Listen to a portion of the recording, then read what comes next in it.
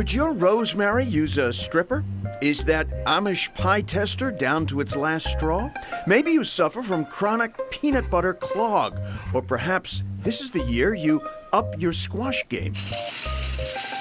Yes, for those in need of clever gizmos, gadgets, and thingamajigs, one-stop shopping awaits in Weston, Vermont. The Vermont Country Store, a veritable shrine to Yankee ingenuity. A company like ours, we're always looking for practical and hard-to-find items that make a difference in people's lives. Chief storekeeper Jeff Brown has pulled out that old Yankee classic, the miraculous apple thingy that simultaneously slices, peels, and cores. Take your apple like this. Of course, you will be the hit of the party once you demonstrate it to all your best friends. Brown even shows off a little Spudley razzle-dazzle. If you are a lover of older technology and you just love how things operate, this one, it's just brilliant. But wait, there's more. This doohickey is called the Gilhooly. The Gil-whatty? The Gilhooly. If you've ever tried to open a sugar-encrusted jar, it takes forever. The Gilhooly, an adjustable device that ratchets onto jars and makes opening a snap. Once you pull back and you squeeze the unit, pull it right off like that. Amazing. Amazing. And the peculiar name? I don't know. Not a clue. Oops. That was not in the script. Actually, a little research reveals that the name means nothing at all. Invented in the 1950s by retired dentist Clarence W. Fuller, the device was patented as a cam-operated sliding jaw closure remover, making Gilhooly just fine with us. Gilhooly. Cool, huh? Fuller also invented dental and, yes, golf devices. So, can't help asking, what's up with dentists and golf inventions? You think about it, people who have done a lot of things in healthcare, medicine, are people who like tinkering around in their garage working with machinery. And plus we like playing golf. There is so much we take for granted in the hustle bustle of daily life. Take the humble paper shopping bag. Seems simple enough, right? But imagine, if you will, a time when all paper bags were just oversized envelopes and didn't have a flat bottom. That's right.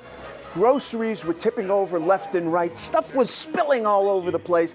That's when one woman out in Springfield, Mass, stepped to the front of the line, heroically rising to the challenge, convinced that she could build a better bag. Margaret E. Knight was working at the Columbia Bag Company in Springfield, Massachusetts, when she decided to get to the, bottom of things. In 1868, she invented a machine to cut, fold, and paste a flat-bottom bag. Margaret was a problem solver. She found a problem and fixed it. Jody Cunningham of the Springfield Museum tells us Margaret E. Knight showed her inventive streak early. As a child, Knight worked in a textile mill and witnessed a bad workplace injury. And she came up with a device called a stop-motion device. And the mill actually adopted it. As time went on, other mills in the area did too. She was 12. She was 12 years old, which is unbelievable. Margaret E. Knight never stopped inventing a sole-cutting machine for shoes, window frames and sash, a numbering device. This New York Times article from 1913 reports a 70-year-old Knight working 20 hours a day on her 89th invention. She was always, and I love this word, tinkering. She was always tinkering, always using her mind, her imagination and creativity, which is just amazing. After a period of obscurity, Margaret E. Knight has experienced something of a comeback as the Woman Edison.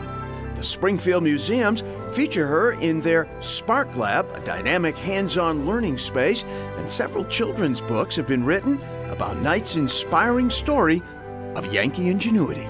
Yankee ingenuity, absolutely. I get goosebumps when I talk about her. Margaret is the perfect role model.